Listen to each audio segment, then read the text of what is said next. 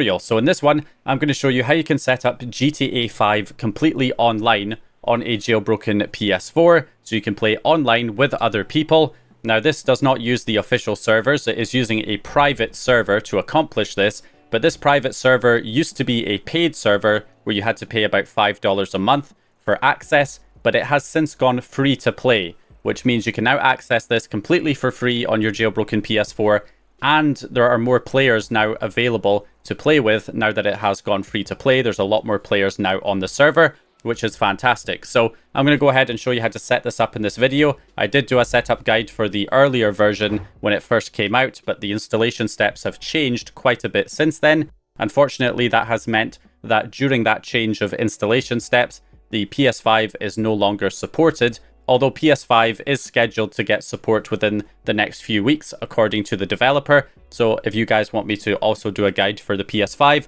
I'll be happy to do that once it's available. But for now, it's PS4. It also supports Xbox 360, and it's also coming soon to the PC and the Xbox One as well. So the private server is Los Santos Online. To get started here, what we need to do is head to the website and then scroll down to the Get Started section and click this option. Now, when you do this, it will ask you to authorize through your Discord account. So you'll need to make sure that you have a Discord account set up that you can use to authorize. That'll then bring up this registration page where you need to enter a username for your PS4. You can also add one for Xbox as well. So just go ahead and add whatever username you want to be known by on this private server. And then once that's done, you can accept that, and it will then take you over to the online dashboard. Now, once you're on the dashboard here, we can head over to the settings. That'll take us over to the account settings here, and we want to select PlayStation 4. And you can see here we have our GTA 5 version. So the latest version is 1.53 at the time I'm recording. So whatever the latest game patches for the game will likely be supported here. And that is the one that is recommended to use because there'll be more players running the latest version. But it does also support the previous version 1.52, which is important if you have a retail version of the game. So if you're using a retail copy, a disc version of the game, and not a fake package version, and you're on firmware 12.02 on the PS4, then you can use your retail copy and get it set up here on the server. All you have to do is simply install the game by inserting the game disc. And then once it's installed, you can run the Items Flow Game Manager, which you can install from the Homebrew store, and then select the game inside the Items Flow Game Manager and select the Retail Game Updates section. If you go in there, you can then install a specific game update, and you'll notice that 1.53 is too high of an update to work on 12.02. It's not compatible, but 1.52 is compatible on 12.02, so you could download and install that from Items Flow. And then once that update has been installed to your retail copy, you'll be able to set up the private server so you can access it with that version. But generally, I would recommend using a fake package version of the game so that you can install the 1.53 backport patch to be able to run the latest version, which has more players available. Plus, also another benefit of using the latest version is these backport patches. Some of them have mod menus that you can access. Others have performance improvements like 60 FPS patches. So you have the option to install those. So it is allowed to use a mod menu as long as you're not griefing people with it, as far as I'm aware. That is the general idea. So yeah, generally I would recommend the fake package version. So all you got to do is download a fake package version of the game and a fake package version of the 1.53 update. It can be the regular version, or it can have a mod menu bundled in, whatever you prefer. Then you just copy those two package files to the root of your USB drive, the game and the update, and then simply plug that USB into the PS4, go to the Gold 10 settings and the package installer, and then simply install the game package and then the update package afterwards, and that will get the fake package version of the game installed with the 1.53 update. Okay, so once you have the game and update installed, we can head over to our settings, scroll down to our system settings and system information. Make sure that your console is connected to the network because we need an internet connection to be able to connect to the private server. So also we want to make sure we're running Gold 10 version 2.4 B18.6 or whatever the latest version of Gold 10 is. Now the reason for that is that we want to make sure that we have our date and time synced, because that can cause problems if your date and time is out of sync when it comes to connecting to the server. So if we head over to our Gold 10 settings, head down to our settings menu here, go to date and time, and make sure you update the date and time so that it is synced, as we can see right there. So actually you can see the time has changed. So my time was out of sync there and it has just been resynced. Then if we go back into the Gold 10 settings and go to the server settings, we want to enable the FTP server. Note down the IP address and port number that show up there in that notification, because we need to transfer the files using FTP. Do not use PS4 Explorer for this. It needs to be FTP, and there is a valid reason for that. It's to do with the file permissions. But anyway, we want to go ahead and enable that. And then finally, last thing is to go into the cheat settings, go to the show title ID and select title ID and app version. And that is just so that you can see what version of the game you have installed here. So we can see I have version 00419, the US version, on version 1.53. And I also have my retail copy, which is the European version 00411 on version 1.52. So now we just want to select our game region and version. So for me, I'm going to use the US version that I've got installed, the fake package version, so I can run the latest game update with more players. So we're going to go ahead and select 00419 for me, which is the US version, and then version 1.53, the latest version. You would just select whichever version you have installed, so the European version or the US version, and 1.52 or 1.53, whichever one you have. And then we can download the PRX file for 1.53 in this case, and also the plugins.ini file as well. We want to download both of those. We'll just say, download unverified file. And then also we need to get our login token, which will authenticate us on the private server.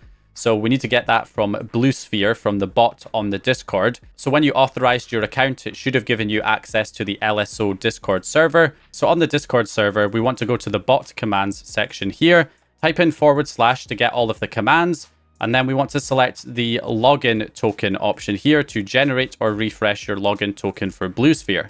So if I select that option and then press enter, you can see here we get the information. So we get login token generated. So all we need to do is select the option to copy this token. So if we just open up a notepad document and paste in that token, and then we just want to go ahead and save that. So we'll go to save as, and I'll save that to my desktop as bluesphere.txt, and I'll save that file. Okay, so now we can use an FTP client like FileZilla or WinSCP to copy the files over to our PS4.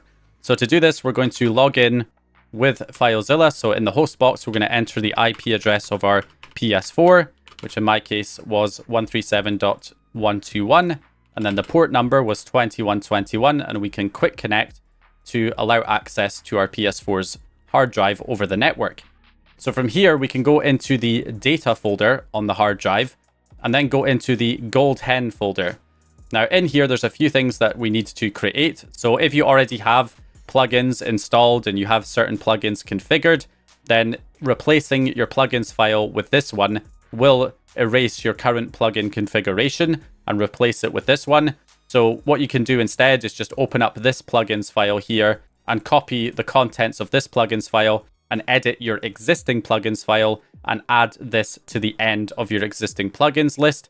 That way it will not override your current plugins. But if you're not using any other plugins, you can just go ahead and copy this plugins ini file into the Gold Hen folder, then go into the plugins folder itself and copy the LSO PRX file into this plugins folder. If this plugins folder does not exist on your console, just create the folder yourself. Right click, create a new directory, call it plugins, all lowercase, and then copy the LSO PRX inside.